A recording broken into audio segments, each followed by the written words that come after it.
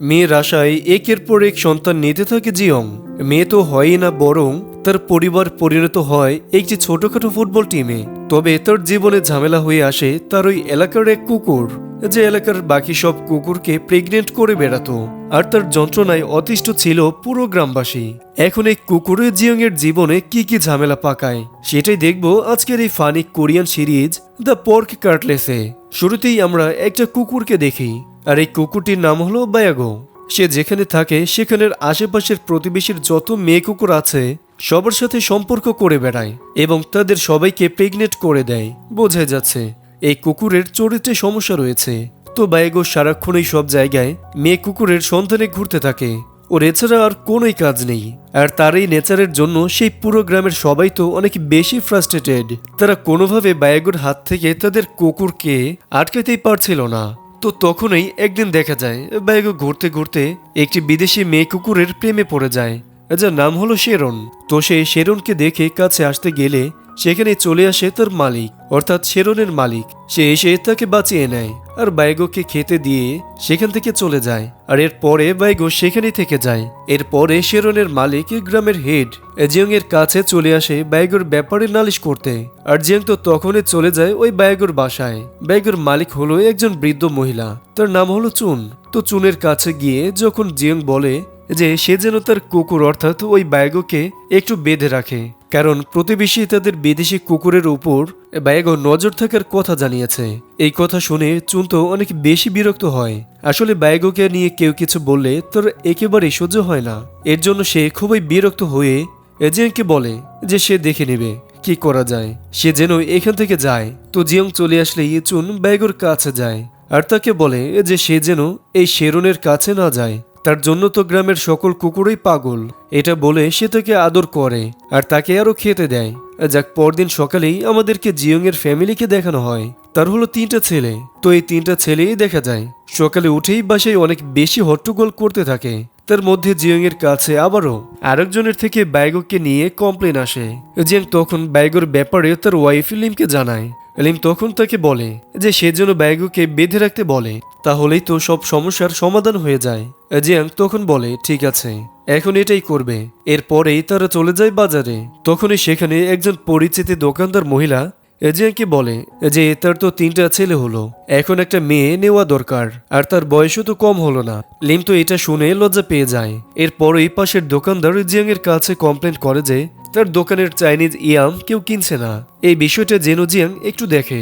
Jiang তখন তাকে জানায় ঠিক আছে, সে এই ব্যাপারটা দেখবে, সেজন্য চিন্তা না করে। এরপরে আমাদের রাতের দৃশ্য দেখানো হয়। আমরা একটি বাচ্চা ছেলেকে দেখি, তার নাম হলো বকচিল। সে হলো চুনের নাতি। তো বকচিল প্রত্যেকবারই পর্কে কাটলেট না খেয়ে বায়াগোর জন্য নিয়ে আসতো। আজও যখন সে নিয়ে আসে তখন সে দেখে চুন বায়াগোকে বেঁধে রেখেছে। এটা দেখে তো ওর অনেক বেশি কষ্ট হয়, আর চুনও এটা সহ্য করতে পারে না।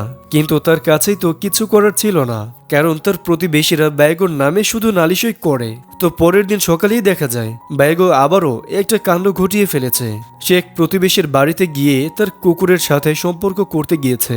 আর তার মালিক তো এটা দেখার সাথে সাথেই এজিয়ানকে নিয়ে দৌড়াতে দৌড়াতে চলে আসে চুনের কাছে। আর এসেই তাকে বলে যে সে তার কুকুরকে কেন আটকাচ্ছে না। চুন তাকে বলে যে সে তো বায়াগোকে বেঁধে রেখেছিল, আর যদি বায়াগো তার কুকুরের সাথে কিছু করেও থাকে তাহলে তো এটা দুই পক্ষের ভালোবাসার জন্যই হচ্ছে, এখানে এত নিষেধ করার কি আছে। এটা শুনে জিয়াং বলে যে সে তো শুধু একজনকে ভালোবাসে না, সে তো সব কুকুরকেই ভালোবাসে, এবং তার তো বাচ্চারও অভাব নেই। এত এনার্জি যে কিভাবে আসে একটা কুকুরের মধ্যে। তখন ওই পাশে থাকা মহিলা বলে যে সে তো তাকে চাইনিজ ইয়ামগুলো খাওয়ায়, যার জন্যই এমন হয়েছে। কিন্তু সে আর এগুলো সহ্য করতে পারছে না। তার কথায় চীন তখন কোনো কানেও লাগায় না, যার জন্য তারা দুজনেই নিরাশ হয়ে সেখান থেকে চলে আসে। কিন্তু মহিলাটি তখনও অনেক বেশি রেগেছিল। সে জিয়ংকে এই ব্যাপারে কিছু করতে বললে জিয়ং বলে যে সে তো কুকুরটিকে বেঁধে রেখেছিল, কিন্তু বক্সিয়াল হয়তো তাকে ছেড়ে দিয়েছে। তখনই সেখানে একটা কিউট মেয়ে তার বাবার সাথে আসে, আর এই মেয়েটি হলো আরিয়ম। জিয়ং মেয়েটিকে অনেক ভালোবাসে। তো রিয়াম সবাইকে বলে যে বক্সিয়াল বাঘকে অনেক বেশি ভালোবাসে, আর প্রত্যেক কুকুরের মালিক তাদের কুকুরকে আগলে রাখে। তো এটা শুনে মহিলাটি আরো বেশি রেগে যায়। তখন ওই জিয়ং বাচ্চাটিকে বাসায় পাঠিয়ে দেয়, যাতে এখানে আর কোনো ঝামেলা সৃষ্টি না হয়। এরপরে সে নিজের কাজে যায়। দৃশ্য পরিবর্তন হলে আমরা দেখতে পাই জিয়ং একটি স্বপ্ন দেখতে থাকে। সে দেখে যে সে তার মেয়ের সাথে খেলছে। এর থেকে বোঝা যায় তোর একটি মেয়ের কত শখ। সে সবসময় একটি মেয়ে চেয়েছিল, কিন্তু বিধাতা তো তাকে তিনটা ছেলের বাবা বানিয়েছে। আর এই তিনটা ছেলে অনেক বেশি লাফালাফি আর দৌড়াদৌড়ি করতে থাকে, যে কারণে সে অনেক বেশি বিরক্ত হয়ে গিয়েছে। তো পরদিন সকালে সে কোনোভাবে ঘুম থেকে ওঠে। এরপর লিম খাওয়ার সময় বলে যে তার তো বমি বমি লাগছে। আর এটা শুনে তো দুইজন অনেক বেশি ঘাবড়ে যায়। তাই লিম তার প্রেগনেন্সি টেস্ট করতে যায়। সেই সময় সে আশা করতে থাকে সে যেন কোনোভাবেই প্রেগনেন্ট না হয়। তিন ছেলের যন্ত্রণায় সে অলরেডি অতিষ্ঠ, আর এক বাচ্চার যন্ত্রণা সে নিতে পারবে না। কিন্তু দেখা যায় যে সে তো আবারও প্রেগনেন্ট হয়েছে। এই বিষয়টা নিয়ে সে জিয়ং এর কাছে কমপ্লেন করতে থাকে। কিন্তু জিয়ং তো অনেক বেশি খুশি ছিল, কারণ সে তো একটা মেয়ের আশায় ছিল। তো সে লিমকেও শান্ত করে আর বলতে থাকে সবকিছুই ঠিকঠাক ভাবে হবে, সে যেন চিন্তা না করে। এই বলে সে কাজে চলে আসে। সেখানে এসেই সে একটি বক্স খুঁজে সেখান থেকে একটা ডল বের করে, আর সেটি নিয়ে সে তার মেয়ের কথা ভাবতে থাকে। সে ভাবে তার মেয়ে হলে সে অনেক মজা করবে, তার সাথে সবসময় খেলা করবে, আর মেয়েটা অনেক কিউট হবে, আর তাকে সে খুব ভালোবাসবে। এইসব ভাবতে ভাবতেই সে গাছে পানি দেওয়ার পটকে তার মেয়ে মনে করে গান গাইতে থাকে। তখনই সেখানে দিয়কশ্যাম আসে আর তাকে ডেকে বলে যে সে কি করছে, পাগল হয়ে গেছে নাকি। তখনই জিয়ং তাকে লিমের প্রেগনেন্সির ব্যাপারে জানাতে যায়, কিন্তু এটা জানাতে গিয়ে সে জানায় না। তখনই একটু কিছু বুঝতে পেরে শ্যাম তো বারবার তার কাছে জানতে চায় আর বলে যে এটা সে কাউকেই বলবে না, দয়া করে এটা বলুক যে সে কি বলতে চাচ্ছিল। তো জিয়ং তো তার কথা শুনে বিশ্বাস করে আর সবটা বলে দেয়। এরপর রাতে দেখানো হয় লিম বাইরে দাঁড়িয়ে জিয়ং এর আসার অপেক্ষা করছিল। তখনই জিয়ং বাসায় আসে আর দেখে লিম অনেক বেশি চিন্তিত। সে তো বুঝতে পারে না কি হয়েছে। লিম তখন তাকে বলে যে তাদের কি আবারও মেয়ের আশা করে এই বয়সে বাচ্চা নেওয়া উচিত হবে। তখনই জিয়ং বলে যে সেও ডিকের মতো মেয়ে বাচ্চার বাবা হতে চায়, আর সে লিমের মতো অনেক সুন্দরও হবে। এইসব শুনে লিম বলে যে সে পুরো ব্যাপারটা নিয়ে খুবই আপসেট ফিল করছে। এই বয়সে বাচ্চা নেওয়াটা খুবই লজ্জার ব্যাপার। জিয়ং বলে যে কিসের লজ্জা, তারা তো হাজব্যান্ড ওয়াইফ, আর এটা খুবই স্বাভাবিক একটা ব্যাপার। আর তখনই হঠাৎ লিমের সন্দেহ হয় আর সে জিয়ং এর কাছে জানতে চায় যে সে কাউকে এই ব্যাপারে জানায়নি তো। জিয়ং তো তখন একেবারেই চুপ হয়ে যায়, কারণ সে তো অলরেডি শ্যামকে জানিয়ে দিয়েছে এই কথা। তো এরপর সে কিছু বলতে যাবে, তখনই গ্রামের সবাই এক এক করে সেখানে আসতে থাকে আর লিমের জন্য তারা বিভিন্ন ধরনের খাবার নিয়ে আসে, অর্থাৎ তারা সবাই জেনে গিয়েছে। তখন তো লিম রেগে মেগে জিয়ং এর দিকে তাকায়। জিয়ং তখন জানায় যে সে শুধু শ্যামকে বলেছে, আর তখনই দেখানো হয় শ্যাম সবাইকে এই ব্যাপারে সবাইকে জানিয়ে দিয়েছে। যদিও সে বলেছিল সে কাউকেই এই ব্যাপারে কিছুই জানাবে না, কিন্তু গ্রামের সবাই তো এখন এই ব্যাপারটা জানে। তবে হ্যাঁ, তারা সবাই লিমের অনেক কেয়ার করে, কিন্তু একজন ছাড়া, সেই নতুন প্রতিবেশী যাদের কাছে বিদেশি কুকুর শেরন আছে। সে গ্রামের সবার থেকে ডিস্টেন্স মেনটেন করে চলে, কিন্তু তার হাজবেন্ড এগুলো করে না। সে যখন জানতে পারে যে জিয়ং এর ওয়াইফের বাচ্চা হবে এবং সবাই তো সেলিব্রেট করছে, তখন সেও তার ওয়াইফকে ভয়তে ভয়তে গিয়ে এই ব্যাপারটা বলতে থাকে আর বলে যে তার লিমকে দেখতে যাওয়া লাগবে না, কিন্তু সে চাইলে কিছু মিষ্টি আর ফ্লাওয়ার পাঠাতে পারে। তবে তার ওয়াইফ এটা শুনে তো খুবই বিরক্ত হয় এবং তার হাজবেন্ডকে তার কাজে যেতে বলে। কিছুক্ষণ পরেই দেখানো হয় শেরনের কাছে আবারও ব্যাগও আসে, আর ব্যাগকে খুঁজতে খুঁজতে দাদু চুনো সেখানে চলে আসে। তখন সে দেখে শেরনের মালিক ব্যাগকে অনেক কথা শোনাচ্ছে, তাকে তার শেরনের আশেপাশে আসতেও মানা করছে। যা শুনে চুন তো অনেক বেশি রেগে যায়, কারণ ব্যাগকে সে অনেক বেশি ভালোবাসে। তাকে কেউ এভাবে কথা শোনাবে তার তো একদমই পছন্দ না। তাই সে ওই মহিলাকে বলে যে এটা তার গ্রাম নাকি, যে সে যা চাইবে তাই হবে। চুন তার সাথে আর কথা না বাড়িয়ে ওখান থেকে চলে আসে। এরপরে দেখানো হয় জিয়ংয়ের গ্রামের বাকি সবাই মিলে তাদের গ্রামের একসময়ের বিখ্যাত ইয়াম সেল হচ্ছে না, এই ব্যাপারটা নিয়ে অনেক বেশি চিন্তায় ছিল। তারা তো একসময় এই ইয়াম বিক্রি করে অনেক টাকা ইনকাম করত, কিন্তু এখন এগুলো আর কেউ কেনে না, বরং যা অর্ডার এসেছিল সেগুলো ফেরত পাঠানো হয়। এটা নিয়ে তো সবাই অনেক চিন্তায় পড়ে যায়। তখন আরো ফ্রাস্ট্রেশন অ্যাড করার জন্য সেখানে চলে আসে শ্যারনের মালিক। সে এসেই তো চিৎকার করতে শুরু করে এবং জিয়ংকে বলে যে সেজন্য ব্যাগকে আটকে রাখে। ব্যাগর জ্বালায় সে অতিষ্ঠ হয়ে যাচ্ছে। জিয়ং তো তখন তার উপরে অনেক বেশি রেগে যায় আর তাকে বলে যে তার কথায় সে আর কাজ করবে না, তার সময় হলে সে এই বিষয় নিয়ে দেখবে। কিন্তু সে তখনও কোনো কথাই শোনে না আর তার সাথে আবারও চিল্লাতে চিল্লাতে থাকে। তখনই সেখানে থাকা জ্যাং যে সে গ্রামেই থাকে, সে তো অনেক বেশি রেগে যায়, কারণ সেও ইএমের সমস্যা নিয়ে চিন্তায় ছিল। তাই জ্যাং শ্যারনের মালিককে অনেক কথা শোনায়, তাকে বলে যে এই গ্রাম তার একার না, আর বাইগো তার শেরনকে টাচ করলে সে তো পচে যাচ্ছে না। এইসব কথার সাথে সাথে সে অনেকে গালিও দিতে থাকে। এরপরে তাদের দুজনের মধ্যে মারামারি শুরু হয়ে যায়। সে সময় জিং এবং সেখানে থেকে বাকি সবাই তাদেরকে কোনো মতে আটকানোর চেষ্টা করে, কিন্তু সেই সময় জিং এর মাথায় ধাক্কা লাগে, আর সে যখনই পড়ে যেতে থাকে তখনই তার মাথায় একটা বুদ্ধি আসে। তার মূলত বাইগোর কথা মনে পড়ে যায়। সে এটা জেনেছিল যে বাইগো চুনের নাতি বকচিয়ালের আনা তাদের সেই ইয়াম খায়, আর এর জন্যই তার পুরুষত্ব অনেক বেশি। আর এটা মনে পড়ার সাথে সাথে তার মাথায় একটা বুদ্ধিও চলে আসে। তাই সে সরাসরি চুনের কাছে চলে যায় আর তাকে গিয়ে একটি কন্ট্রাক্ট পেপার দেখায়, যেখানে লেখা ছিল যে তারা বাইগোকে দিয়ে তাদের ইয়ামের কমার্শিয়াল করাবে এবং সবাইকে জানাবে যে তাদের ইয়াম কত ভালো। এতে তো পুরুষের পুরুষত্ব অনেক বৃদ্ধি পায়, আর এই অ্যাড দেখলে তো ইয়ামের সেল অনেক বেড়ে যাবে, আর যেখান থেকে যে টাকা আসবে সেটা দিয়েই তারা বাইগোর সার্জারি করাবে, যাতে করে সে এমন করে সবাইকে অতিষ্ঠ না করে। এভাবেই তারা এক ডিলে দুই পাখি মারবে। চুনো এবার তার কথায় রাজি হয়ে যায়।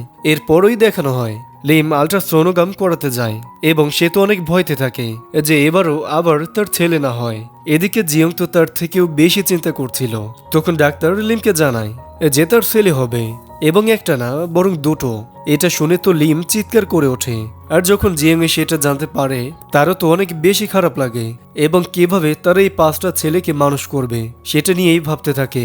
এরপরেই সে খুব ফ্রাস্ট্রেট হয়ে চলে যায় শ্যামের কাছে এবং তাকে বলে যে এটা হয়তো তার কোনো অভিশাপের কারণে হচ্ছে। শ্যাম তখন তাকে কোনো সিম্প্যাথি দেওয়ার বদলে তাকে নিয়ে আরো মজা করতে থাকে। এজেন্ট তো আরো চিন্তায় পড়ে যায় আর শুরু করে ড্রিঙ্ক করা। যাক, পরদিন সকালেই গ্রামের সব মহিলারা মিলে মাঠে সবজি তুলতে যায়। তখন সবাই তাকে বলতে থাকে যে সে 5টা ছেলে কিভাবে মানুষ করবে, আর তারা যদি একটু শান্ত হতো তাহলে তো হতো, কিন্তু তারা তো শান্ত না, একজন আরেকজনের থেকে বেশি চঞ্চল। লিম তখন অনেক বেশি ভাবতে থাকে। তখনই সেখানে আসে শ্যাম।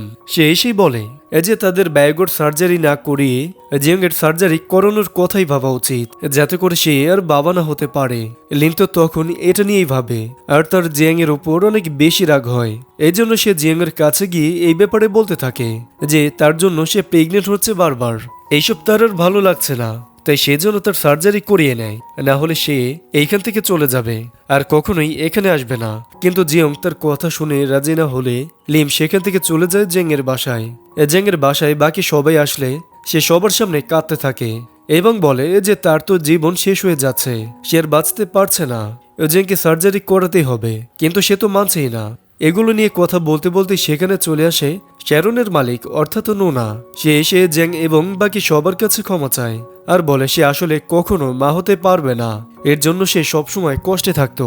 আর যখন সে লিমের মা হওয়ার কথা শোনে তখন ফ্রাস্ট্রেশনে এসে সে বাইগোকে অনেক কথা শোনায়। তার কষ্টের কথা শুনে তো সবার এখন তার উপর মায়া হয়, তাই সবাই তাকে ক্ষমা করে দেয়। তখনই তারা জিয়ংকে নিয়ে কথা বলতে থাকে। সে সময় নোনা জানায় যে তার হাজবেন্ড এই সকল সার্জারির বিষয়কে ডাক্তার, তাই সেজন্য জিয়ংকে তার হাজবেন্ডের সাথে কথা বলতে বলে। এরপরেই রাতের বেলা দেখানো হয় জিয়ং একা তার বাচ্চাদের সামলাতে পারে না। তখনই তার কাছে জ্যাং এর কল আসে। জ্যাং এর পাশে বসে লিন তাকে বলে যে সেজন্য সার্জারির বিষয়ে নোনার হাজবেন্ডের সাথে আজকেই দেখা করে, না হলে সে আর কখনো বাসায় ফিরবে না। জ্যাং তখন না চাইতেও নোনার হাজবেন্ডের সাথে দেখা করে, কিন্তু সে যে কি বলবে কিছুই বুঝতে পারে না, তাই সে আবারও ওখান থেকে চলে আসে। পরদিন দেখা যায় গ্রামের মহিলা মন্ডল এবং শ্যাম মোড়েই বসে আছে, কারণ তারা নোনার কাছ থেকে শুনতে চাচ্ছিল যে কালকে জিয়ং তার হাজবেন্ডের সাথে কি কথা বলেছে। তখন নোনা এসে জানায় যে জিয়ং কোনো কথা না বলেই চলে গিয়েছে। এটা শুনে তো তারা সবাই অনেক বেশি ফ্রাস্ট্রেট হয়ে পড়ে। এরপরই সেখানে জিয়ং চলে আসে আর তাদের কথা শুনে ফেলে। চুন যখন জিয়ংকে জানায় যে সে বায়োগর সার্জারি করাতে রেডি আছে, এখন এর জন্য জিয়ংকে করাতে হবে। তাদের সবার জোরাজোরিতে পরে জিয়ং নোনার হাজবেন্ডের কাছে অ্যাপয়েন্টমেন্ট নিয়ে নেয়। সেখানে গিয়ে নোনার হাজবেন্ড তাকে বুঝিয়ে বলে, সে বলে এই সার্জারি কোনো মেজর সার্জারি না এবং এতে কোনো ক্ষতিও হবে না, শুধু সে আর বাবা হতে পারবে না।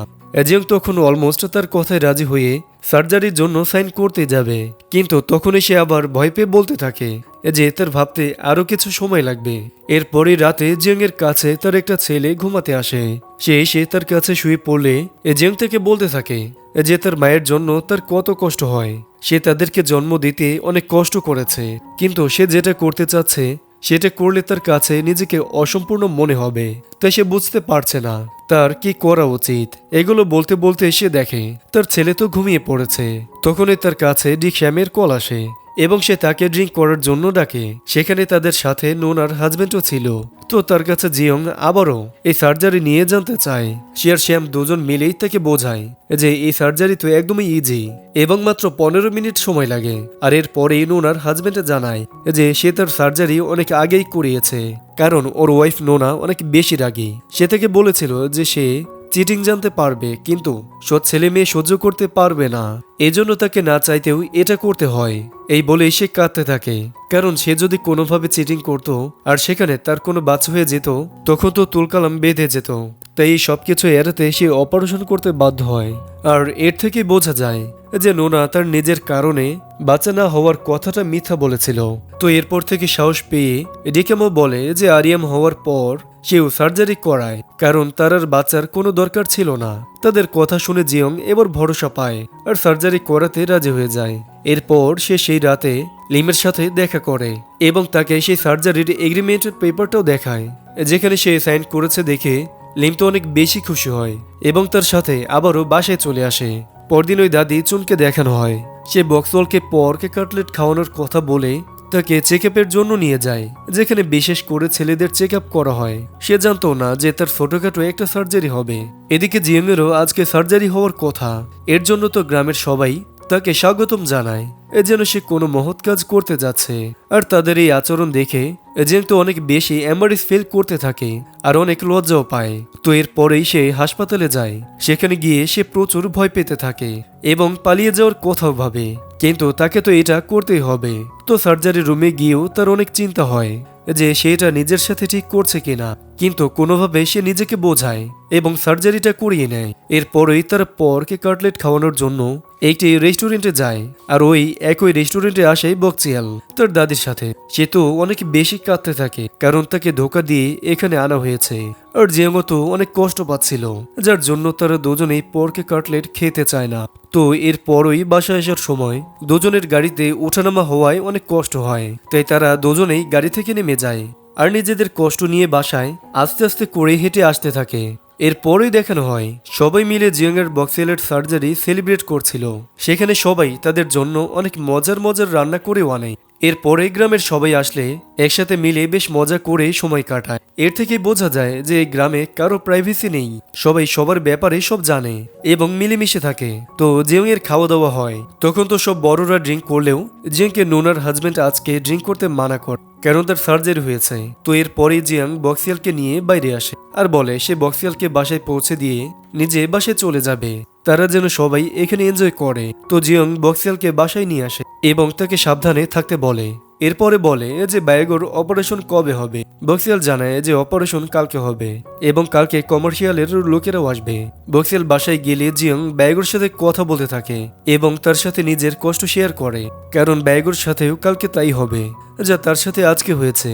তো এরপরেই সে খেয়াল করে সেখানে মদ রাখা, যেটি তার অনেক পছন্দের ছিল। তার তখন ডাক্তারের কথা মনে পড়ে যে তাকে এটা মানা করেছিল, কিন্তু সে একটু টেস্ট করবে ভেবে পুরোটাই খেয়ে নেয়। এরপর তো সে মাতাল হয়ে বায়োগোকে বলতে থাকে যে সে কেন সবার প্রেশারে এসে সার্জারি করাবে, তার নিজেরও তো ইচ্ছা আছে, তার এসব করা উচিত না। এরপরই দেখানো হয় পরদিন সকালে কমার্শিয়ালের লোকেরা চলে আসে আর তারা বায়োগোকে দেখতে চায়, কিন্তু দেখা যায় বায়োগোর ঘর থেকে বেরিয়ে আসে জিয়ং। এটা দেখে তো সবাই অনেক বেশি অবাক হয়ে যায় এবং সে এখানে কি করছে আর বায়োগো বা কোথায় গিয়েছে, তো তারা কিছুই বুঝতে পারে না। এরপর তো গ্রামের সবাই মিলে বায়োগোকে খুঁজতে থাকে, কিন্তু কোনোভাবে কোথাও খুঁজে পায় না। তারা আশেপাশের গ্রামেও অনেক খোঁজাখুঁজি করে, কিন্তু বায়োগোকে তারা কোথাও পায় না। এর জন্য সবাই মিলে মিটিং এ বসে। জিয়ং বলে যে হয়তো সে বায়োগোকে ছেড়ে দিয়েছে বা সে হয়তো কিছু করেনি। তো এটা নিয়ে ভেবে আর কোনো লাভ নেই, কারণ সে তো অনেক বেশি ড্রাঙ্ক ছিল। তাদেরকে যে করে হোক বায়োগোকে খুঁজতেই হবে, কারণ দাদি চুনের জন্য বায়োগো ছেলের মতো ছিল। তার ছেলে মারা যাওয়ার আগে তার কাছে বায়োগোকে রেখে গিয়েছিল, তাই তাদেরকে বায়োগোকে খুঁজতেই হবে। এরপরে জিয়ং ভাবে যে হয়তো বায়োগোর কোনো শত্রু তাকে নিখোঁজ করেছে, কিন্তু বায়োগোর শত্রু তো গ্রামের সবাই ছিল। এর জন্য তারা কাকে রেখে কাকে সন্দেহ করবে, তাই তারা এগুলো বাদ দিয়ে প্রথমে টেমপ্লেট সব জায়গায় ছড়িয়ে দেয়। বায়োগোকে খোঁজার কথা ভাবে, কিন্তু কেউই বায়োগোর কোনো খবরই দিতে পারে না। এরপরেই দেখানো হয় সবাই বায়োগোকে খুঁজতে খুঁজতে তাদের এনার্জি শেষ করে ফেলেছে। এরপরে সবাই তাদের রোজগারে লেগে পড়ে। এর মধ্যে দিয়ে লিনের টুইনেরও জন্ম হয়, আর জিয়ংয়ের প্যারা আরো বেশি বেড়ে যায়। তখনই তাদের গ্রামের মিটিং এ জিয়ং সেখানে আসে আর সবাইকে সিঙ্গিং কম্পিটিশনের কথা বলে। সেই সময় স্যাম সেখানে তার সাথে এইসব সিরিয়াস বিষয় নিয়ে মজা করতে থাকে। এতেই তো জিয়ং এর সাথে তার কথা কাটাকাটি হয়ে যায়। আর এটা করার পরেই জিয়ং যখন সবাইকে তাকে আবারও হেড বানানোর জন্য সাইন করতে বলে, তখন স্যাম বলে যে তারা ইলেকশন চায়, অর্থাৎ সেও প্রার্থী হয়ে দাঁড়াবে। এবার এটা শুনে তো জিয়ং অনেক বেশি রেগে যায়, কিন্তু এটা তো তার হাতে নেই। এই জন্য তাকে শ্যামকে নিজের কম্পিটিটর হিসেবে মেনে নিতে হয়। আর এর পরেই আসে স্পিচ দেওয়ার দিন। সেদিন প্রথমে দিয়ক তার স্পিচ দেয় এবং মানুষকে অনেক আশ্বাস দেয়, কিন্তু সবাই তো জানতো যে গ্রামে এগুলো করা কোনোভাবেই সম্ভব না। এর জন্য তারা স্পিচে একটুও খুশি হয় না। এরপরে জিয়ং এর পালা আসে। সে হয়তো অনেক ভয়তে ভয়তে কিছু বলার পয়েন্ট রেডি করে স্টেজে ওঠে। আর যখনই সে স্পিচ দিতে যাবে তখনই দেখা যায় যে তার কাছে সেই কমার্শিয়াল কোম্পানি থেকে কল আসে এবং তাকে বলা হয় যে তারা বায়োগোর সেই কমার্শিয়াল করতে চায়। তারা কি বায়োগোকে খুঁজে পেয়েছে? তো এটা জেনেই তো জিয়ং এর মাথায় আবারও একটা বুদ্ধি আসে। সে সবাইকে বলে যে তাদের এর বিক্রির সমস্যা একমাত্র দূর করতে পারবে বায়োগোর কমার্শিয়াল, তাই তাদেরকে এখন যে কোনো মূল্যেই হোক বায়োগোকে খুঁজে বের করতেই হবে। এটা শুনে তো শ্যাম চিৎকার করে ওঠে আর বলতে থাকে যে তাহলে যে আগে বায়োগোকে খুঁজে বের করবে সেই হবে এই গ্রামের হেড। জেঙ্গো তো তার এই চ্যালেঞ্জে রাজি হয়ে যায়। আর এরপর থেকেই দেখা যায় দুই পক্ষেরই বায়োগোকে খোঁজার কাজ শুরু হয়ে যায়। তারা চারিদিকে তন্ন তন্ন করে খুঁজতে থাকে। এখন এটাই দেখার পালা কে হবে গ্রামের প্রধান। তো এরপরেই আমাদেরকে জিয়ংকে দেখানো হয় সে তো বায়োগোর বাসার মধ্যে ঢুকে তার সাইকোলজি বোঝার চেষ্টা করছিল।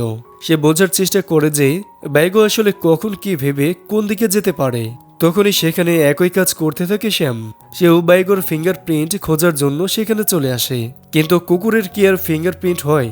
এইসব নিয়েই তো সেখানে তাদের একসাথে দেখা হলে দুজনের মধ্যে কথা কাটাকাটি হয়ে যায়। তারা দুজনেই তো একে অপরকে উল্টাপাল্টা কথাই বলতে থাকে। তাদের দুজনের কেউই এখন একজন আরেকজনকে সহ্য করতে পারছিল না। যাই হোক, এর পরই দেখানো হয় জিয়ং আর শ্যাম আর বাকি সবাই মিলে একসাথে এক জায়গায় একত্রিত হয়। সবার একটাই আগ্রহ যে বায়োগোকে খোঁজার কাজ কত দূরে গেল।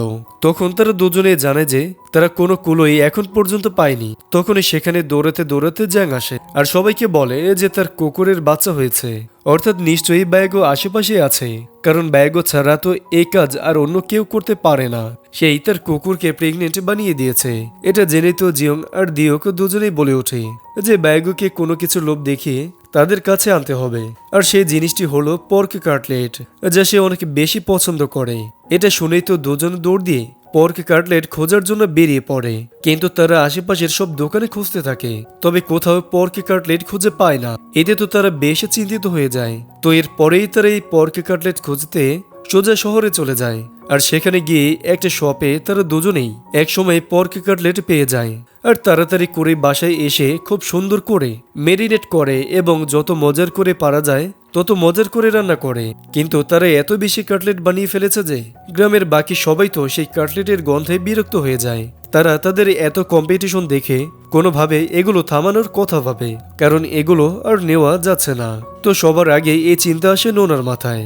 আর যেহেতু তার হাজবেন্ডের সাথে জিয়ং আর ডেকিমের অনেক ভালো সম্পর্ক, এজন্য সে তাকে তাদের দুজনের সাথে এই ব্যাপারে কথা বলতে থাকে। যদি কোনোভাবে এদেরকে থামানো যায়, সে প্রথমে বলে যে গ্রামের বিষয় তার এভাবে হস্তক্ষেপ করা উচিত না, কিন্তু নোনার কথা তো সে কখনো ফেলতে পারে না। এর জন্য সে তখনই তার সাথে দেখা করার জন্য দুজনকে ডেকে পাঠায়। তো এরা দুজনেই দুজনকে দেখে প্রথমেই কথা বলতে চায় না, কিন্তু ডাক্তার তাদেরকে বুঝিয়ে বলে, সে তাদেরকে বলে যে তারা একে অপরের বন্ধু, তাও আবার অনেক বছর ধরে। তাই তাদের শুধুমাত্র হেড হওয়া নিয়ে আর বায়োগোকে খোঁজা নিয়ে নিজেদের এই সম্পর্কটা এভাবে শেষ করা উচিত না। আর দয়া করে তারা যেন পর্ক কাটলেট বানানো বন্ধ করে দেয়। সবাই বিরক্ত হয়ে যাচ্ছে। তখনই তারা দুজনে নিজেদের ভুল বুঝতে পারে আর সবকিছু আবারও আগের মতো ঠিকঠাক করে নেয়। এরপর তারা সবাই একসাথে মিলে ড্রিঙ্ক করে। তো যখন জিয়ং ডাক্তারের কাছ থেকে জানতে চায় যে তার সার্জারি তো অনেকদিন হলো, তো সে কি এখন তার বউয়ের সাথে ইন্টিমেট হতে পারবে, ডাক্তার তাকে বলে হ্যাঁ সে পারবে। এটা শুনে তো জিয়ং অনেক বেশি খুশি হয়। এরপরে তার বাসায় চলে যায় আর লিমকে বলে যে তারা ফাইনালি ইন্টিমেট হতে পারবে। এরপরেই তারা দুজনে মিলে খুব ভালো সময় কাটায়। পরদিন সকালেই বক্সেলকে দেখানো হয় সে তার দাদি চুনের সাথে মিলে খাবার খাচ্ছিল, কিন্তু তখনই তার ব্যাগের কথা মনে পড়ে, তাই সে তার খাবারগুলো খায় না আর তার খাবার হাতে নিয়ে বলে যে সে আর খাবার খাবে না, খাবার ফেলে দিবে। এটা বলেই সে চলে যায়, কিন্তু দেখা যায় সে খাবার ফেলে দেওয়ার বদলে সেটি নিয়ে সোজা স্টোর রুমে চলে যায়। আর সেখানেই আমরা ব্যাগোকে দেখতে পাই। তখনই আমাদের দেখানো হয় সেই কমার্শিয়ালের দিন। সেদিন বক্সিয়ালের পেটে ব্যথা করলে সে বাথরুমে যায় আর তখনই তার জন্য টিস্যু পেপার নিয়ে আসে। এভাবে সে সেদিনই বাইগোকে খুঁজে পায়, কিন্তু এই ব্যাপারে কাউকে বলে না, কারণ কাউকে বললে তো সবাই এসে তাকে সার্জারি করাতে নিয়ে যাবে। এরপরই দেখানো হয় জিয়াংকে সে আবারও পর্ক কাটলেট বানালে লিম তাকে সেগুলো বাইরের অন্য গ্রামের কারো কাছে দিয়ে আসতে বলে, কিন্তু কেউ তো তা নিতে চায় না। তখনই সে দেখে বক্সিয়াল তার হাতে কাটলেট নিয়ে বাসার দিকে যাচ্ছে। এটা দেখে সে ভাবতে থাকে যে বক্সিয়াল তো কাটলেট পছন্দ করে, তাই সে তাকে ওই কাটলেটগুলো দেবে। কিন্তু তখন সে বক্সিয়ালকে ডাকতে থাকলে সে তো শুনতেই পায় না। এর জন্য জিয়ং তো তার বাসায় চলে যায় আর সেখানে গিয়ে সে স্টোর রুমে কিছু আওয়াজ শুনতে পায় আর তখনই দেখা যায় তার উপরে এসে পড়ে ব্যাগো। তাকে দেখেই তো সে অনেক বেশি খুশি হয়ে যায় আর বলে সে পেয়ে গিয়েছে। কিন্তু তখন এই বক্সিয়ালকে সেখানে আসতে দেখে সে বুঝে যায় যে বক্সিয়ালই তাকে এতদিন ধরে লুকিয়ে রেখেছে। তো এরপরে সে আলাদা করে তার কাছে জানতে চায় যে সে এটা কেন করলো। তখন বক্সিয়াল বলে যে সে চায় না ব্যাগোর সার্জারি হোক, সে এত কষ্ট নিতে পারবে না, তারও তো একটা জীবন আছে। এগুলো শুনে জিয়ং কিছু একটা রিয়েলাইজ করে। এরপরেই সে সবাইকে ব্যাগের ব্যাপারে ভালোভাবে জানানোর জন্য সবার জন্য রান্না করে এবং সবাইকে কমিউনিটি রুমে ডাকে। সেখানে সবাই আসলে সে 2-3 বার কথাটা বলার চেষ্টা করে, কিন্তু কেউ না কেউ তাকে অন্য কথা বলে বারবার বাধা দিতে থাকে। আর এরপর আবারও সে বলতে গেলে দেখা যায় লিমের তো বমি আসতে শুরু করে, তাই সে দৌড়ে গিয়ে ওয়াশরুমে চলে যায়। এইটা দেখে তো জিয়াং এর আরো চিন্তা হয়। সে ভাবে যে লিমা এমন কেন করছে, সে তো প্রেগনেন্ট হতে পারবে না, কারণ জিয়াং এর তো সার্জারি হয়েছে, তাহলে প্রেগনেন্ট হওয়া তো অসম্ভব। লিমা বলে যে সে প্রেগনেন্ট না, তার সাথে এমনিতেই এমনটা হচ্ছে। কিন্তু এটা নিয়ে জিয়াং এর মনে খানিকটা সন্দেহ থেকেই যায়। তো এরপর যখন রাতের বেলা লিমের বমি পায় তখন সে লিমকে প্রেগনেন্সি টেস্ট করতে বলে। সে টেস্ট করাতে থাকে। এদিকে জিয়ং ভাবতে থাকে যে তার পক্ষে তো আর বাবা হওয়া সম্ভব না, তাহলে এটা কার বাচ্চা। কিন্তু এলাকার বাকি দুজন পুরুষ হলো শ্যাম আর ডাক্তার, আর তারা দুজনও তো বাবা হতে সক্ষম না, তাহলে এটা কার বাচ্চা হতে পারে, নাকি বাচ্চা হবে না। সে এরকম বিভিন্ন ধরনের চিন্তা করতে থাকে। ঠিক তখনই লিম চিৎকার করে ওঠে আর বলতে থাকে যে সে আবারও প্রেগনেন্ট হয়ে গিয়েছে। এটা দেখে তো জিয়ং কিছু বুঝতে পারে না। সে মনে করতে থাকে যে ডাক্তার হয়তো তার সার্জারি ঠিকমতো করেনি, তাই এই অবস্থা হয়েছে। এটা ভেবেই তো সে তাড়াতাড়ি করে ডাক্তারের কাছে যায় তার প্রশ্নের উত্তর খুঁজতে। তো সেখানে গিয়েই ডাক্তারের কাছে জানতে চায় যে সে তার অপারেশন কি ঠিক করে করেছিল, কোনো সমস্যা হয়নি তো, অপারেশন তো 100% সাকসেসফুল ছিল তাই না। ডাক্তার বলে হ্যাঁ সবকিছু তো ঠিকঠাকই ছিল, কোনো সমস্যা নেই। কিন্তু সে এই কথা কেন জানতে চাচ্ছে, এটা শুনে জিয়াং সেখান থেকে বেরিয়ে যায়। এরপরই সে তার ওয়াইফ অর্থাৎ লিমের উপর সন্দেহ করতে থাকে, তাই সে সেখান থেকে পালিয়ে যায়। তার তো আর কিছু ভালো লাগছিল না। তো পরদিন সকালেই দেখা যায় দিউক্যাম কোনোভাবে সবকিছুর ব্যাপারে জেনে গিয়েছে, তাই সে দৌড়ে গিয়ে সবাইকে জানায় যে লিম তো আবারও প্রেগনেন্ট। আর এই কথা শুনে জিয়াং কোথাও পালিয়ে গিয়েছে, কারণ সে তো বাবা হতে পারবে না, তাহলে এটা কিভাবে সম্ভব হতে পারে। এগুলো শুনে তো গ্রামের সবাই অনেক অবাক হয়ে যায়। এরপরে পুরো গ্রামে এই ব্যাপারটা ছড়িয়ে পড়ে। এরপরে তারা সবাই মিলিয়ে জিয়াংকে খুঁজতে থাকে। এদিকে লোকমুখে শুনে নুনাও এই ব্যাপারে জেনে যায়, তাই সে তার হাজবেন্ডকে কল করে। এরপর তাকে বলে যে সে জিয়াং এর কেমন অপারেশন করিয়েছে, তার ওয়াইফ তো আবার প্রেগনেন্ট হয়ে গিয়েছে। ডাক্তার বলে সে যেন জিয়াংকে তার কাছে চেক আপের জন্য আসতে বলে, না হলে সে এর কারণ বলতে পারছে না। সে তো অপারেশনটা ঠিকঠাক মতোই করেছিল, কিভাবে এটা হলো সে তো নিজেও এটা বুঝতে পারছে না। তখনই আমাদের জিয়ংকে দেখানো হয় সে এদিক ওদিক ঘুরে বেড়াতে থাকে। সে তো একদম পাগলের মতো হয়ে গিয়েছিল, সবকিছু তার কাছে কষ্টের মনে হচ্ছিল। আর এরপরই সে ভোরবেলা অনেক ড্রিঙ্ক করতে থাকে। তাকে দেখে সবাই বলতে থাকে যে তার বউ তাকে চিট করেছে নাকি, যে সে এমন করছে। কেউ এগুলো বললে তো জিয়ং অনেক বেশি রেগে যায় আর তাদেরকে আচ্ছা মতো কথা শোনায়। তো তখন এইদিকে লিম তাকে খুঁজতে খুঁজতে সেখানে চলে আসে আর এরপর তার সামনে বসে বলে যে তারা তো কত বছর ধরে সংসার করছে, এখনো সে তাকে বিশ্বাস করতে পারলো না। সে কেন তাকে চিট করবে? সে তো জিয়ংকেই ভালোবাসে। জিয়ং তখন বলে যে তার ভুল হয়ে গিয়েছে, তার এরকম করা উচিত হয়নি। কিন্তু সে তো এমন হওয়ার কারণটা বুঝতে পারছে না। অপারেশন করার পরেও সে প্রেগনেন্ট কিভাবে হয়ে গেল? লিম তখন বলে যে ডাক্তার তাকে এ বিষয়ে কথা বলার জন্য তার সাথে দেখা করতে বলেছে, তাই সেজন্য ডাক্তারের কাছে যায়। তো এরপরে সে ডাক্তারের সাথে দেখা করে আর তার সব চেক আপের পর বলে যে আসলে অপারেশনের পরেও তার মধ্যে বাবা হওয়ার কিছু ক্ষমতা ছিল, যা 6 মাসের মধ্যে চলে যেত। কিন্তু সে তো তার আগেই তার স্ত্রীর সাথে ইন্টিমেট হয়েছে, এর জন্য সে আবারও প্রেগনেন্ট হয়ে গিয়েছে।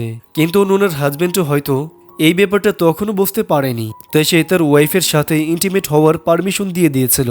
এটা শুনে তো লিম অনেক বেশি কাঁদতে থাকে, কিন্তু জিয়ং তার কাছে ক্ষমা চায় এবং তাকে বোঝায় যে এটাই তো তাদের শেষ বাচ্চা, এরপর আর কোনো সমস্যা হবে না।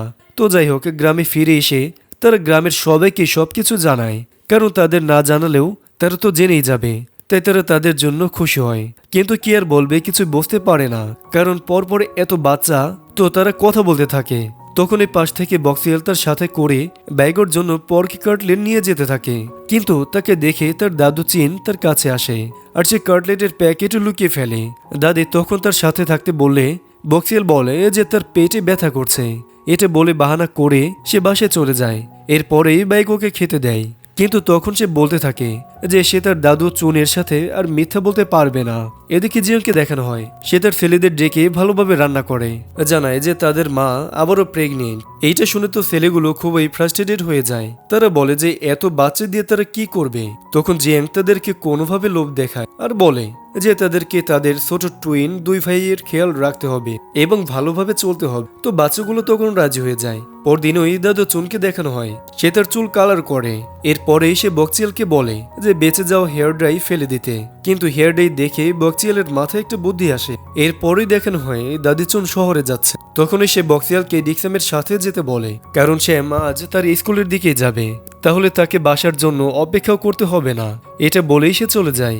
এদিকে জিয়ং আর লিম আজকে আলট্রাসোনোগ্রাম করাতে যাচ্ছিল, আজকে তারা বাচ্চার জেন্ডার জানতে পারবে। তখনই সেখানে জিয়ং শ্যামকে তার বাইক নিয়ে যেতে দেখলে তাকে ডাক দেয় এবং বলে যে সে কোথায় যাচ্ছে। শ্যাম বলে সে দাদি চুনের কথায় বক্সচিয়ালকে স্কুলে দিয়ে আসার জন্য পিক করতে যাচ্ছে। এইটা শুনে তো তার বাইগোর কথা মনে পড়ে। আসলে সেদিন সে বাইগোকে খুঁজে পেয়েছিল, তখনই তার সাথে বাকচুয়ালের চুক্তি হয়। তো এই কথা মনে করে জিয়ং তাড়াতাড়ি করে গাওকে গাড়িতে নিয়েই বক্সিয়ালের কাছে আগে পৌঁছে যায় এবং তাকে ইশারায় জানিয়ে দেয় যে সে যেন আজ বাসে করে চলে যায় আর বাইগোকে সামলে রাখে। জলও তার কথা বুঝতে পারে আর তাকে আশ্বাস দেয় যে সে সবকিছু সামলে নিবে। এরপরে সে তার দাদির হেয়ার ড্রাই নিয়ে বাইগোর গায়ে লাগায় এবং তাকে সাদা কুকুর থেকে কালো কুকুর বানিয়ে দেয় যাতে কেউ তাকে চিনতে না পারে। এদিকে দেখানো হয় জিয়ং লিমকে নিয়ে হাসপাতালে যায়। সেখানে গিয়ে তো সে চিন্তা করতে থাকে যে এবার তার কি বাচ্চা হবে, ছেলে নাকি মেয়ে। তখনই লিম চিৎকার করে ওঠে। জিয়ং তো ভয়তে তাড়াতাড়ি সেখানে যায় আর তখনই সে জানতে পারে ফাইনালি এবার তার মেয়ে হবে। আর এজন্য লিম খুশিতে চিৎকার করছিল। তারা দুজন তো অনেক বেশি খুশি হয়, তাদের খুশির তো কোনোই সীমাই ছিল না। আর এই খুশিতে তারা গ্রামের সবাইকে নিয়ে মহাভোজের আয়োজন করে। সবাই সেখানে তাদের জন্য অনেক খুশি ছিল আর সবাই মিলে রান্নাবান্নাও করছিল। আর তখনই শ্যাম রান্নার জন্য এক্সট্রা কাঠ খোঁজে। সেই সময় দাদু চুন তাকে বলে যে কাঠগুলো তার বাসার স্টোরে আছে। শ্যাম তখনই সেখানে যেতে থাকে। এদিকে জিয়ং এসে যখন এই কথা শুনে তখন সে আর কিছুই ভাবে না। সে সোজা বক্সিয়ালকে বিপদের কথা বলে তাকে নিয়ে সেখানে চলে যায়। কিন্তু এদিকে ডিক্সম সেখানে বাইগোকে পেয়ে যায়, কিন্তু প্রথমে সে তাকে চিনতে পারে না। এরপর যখন সে তার নাম ধরে ডাকে তখন বাইগো লেজ নাড়লে ডিক্সম বোঝা যায় যে এটি বাইগো। আর এটা বুঝতে পেরে সে চিৎকার করে বলতে থাকে পেয়ে গেছে, সে পেয়ে গেছে। তো তার চিৎকার শুনে সবাই সেখানে চলে আসে, কিন্তু দেখে কুকুরটি বাইগোর মতো দেখতে না। আর তাছাড়া এইবার যখন ডিক্সম তার নাম ধরে ডাকে তখন সে ডাকও শোনে না। কিন্তু তখনই ডিকেম তাকে পট কাটলেট খাওয়ানোর কথা মনে করে। এটা তো বাইগোর ফেভারিট, সে এটাকে না বলবে না। কিন্তু দেখা যায় কাটলেট তার সামনে নিয়ে রাখলেও সে মুখ খোলে না, কোনো ইন্টারেস্টই দেখায় না। এটা দেখে তো শ্যামকে সবাই উল্টোপাল্টা বলে আর বাসায় পাঠিয়ে দেয়। কিন্তু দেখা যায় সবাই ঠিকই বুঝতে পারে যে এটা বাইগো, কিন্তু তারা শ্যামকে হেড না বানানোর জন্য সত্যি লুকিয়ে রাখে। তবে তখনই তারা ভাবে যে তারা তাদের এর প্রমোশন কিভাবে করবে। তখন লিমের মাথায় একটা বুদ্ধি আসে, আর দেখানো হয় কমার্শিয়াল থেকে লোকও চলে এসেছে, আর তারা জিয়ংয়ের শ্যুট করে, কারণ তার পুরুষত্ব তো ব্যাগর থেকেও অনেক বেশি ছিল, কারণ তার 5টা ছেলে আর একটা মেয়ে। তো এটা বলে সেই এর প্রমোশন করে। এরপর সেখানে ব্যাগো বেরিয়ে আসলে কমার্শিয়ালের লোকেরা বলে যে তাদের কুকুরকে তারা কালার কেন করেছে। এটা শুনে শ্যাম কিছু বুঝতে না পারলে তাড়াতাড়ি করে জিয়াংকে বলে যে এটা ব্যাগো না, এটা হ্যাগো। এরপরেই আমাদেরকে ফ্ল্যাশব্যাকে দেখানো হয় বক্সেল ব্যাগোর অনেক ট্রেনিং দেয় এবং তাকে বোঝায় যে সে যেন অন্যের থেকে পট কটলেট না খায়। অনেক ট্রেনিং দিতে দিতে ব্যাগও ঠিকই বোঝে যায়, তো এর জন্য সে দিয়গের দেওয়া সেই কটলেট খায়নি। তো এরপরেই দাদি চুনের ফ্ল্যাশব্যাকে দেখানো হয় সে একটি দোকানে যায় আর সেখানে নিজের জন্য হেয়ার ডাই না নিয়ে কুকুরের জন্য নেয়। অর্থাৎ সে আগে থেকে জানতো যে ব্যাগও তার নাতের কাছে আছে, কিন্তু সেও তো ব্যাগোকে সার্জারি থেকে প্রোটেক্ট করতে চেয়েছিল, আর সে এটাও চেয়েছিল যেন ব্যাগোর ইনভলভমেন্ট ছাড়াই এর সমস্যার সমাধান হয়ে যায়। তো আসল মাস্টারমাইন্ড তো সেই ছিল। তো এই দৃশ্যের সাথেই এই মজার গল্পটি এখানে শেষ হয়ে যায়।